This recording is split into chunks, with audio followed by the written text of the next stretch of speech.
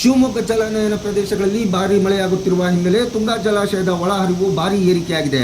ಈಗಾಗಲೇ ಜಲಾಶಯ ಭರ್ತಿಯಾಗಿರುವುದರಿಂದ ಎಲ್ಲ 22 ಗೇಟ್ಗಳ ಮೂಲಕ ನೀರನ್ನು ಹೊರಕ್ಕೆ ಬಿಡಲಾಗುತ್ತಿದೆ.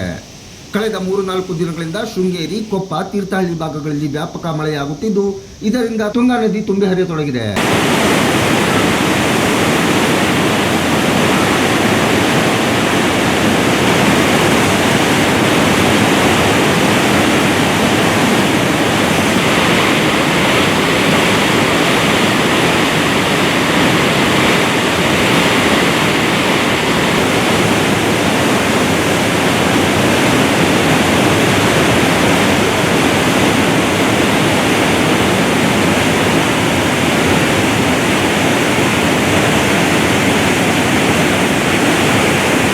ತುಂಗಾ ಜಲಾಶಯಕ್ಕೆ 46,385 ಕ್ಯೂಸೆಕ್ ನೀರು ಹರಿದು ಬರುತ್ತಿದ್ದು, ಅಷ್ಟೇ ಪ್ರಮಾಣದ ನೀರನ್ನು ತುಂಗಾ ನದಿಗೆ ಹರಿಬಿಡಲಾಗುತ್ತಿದೆ.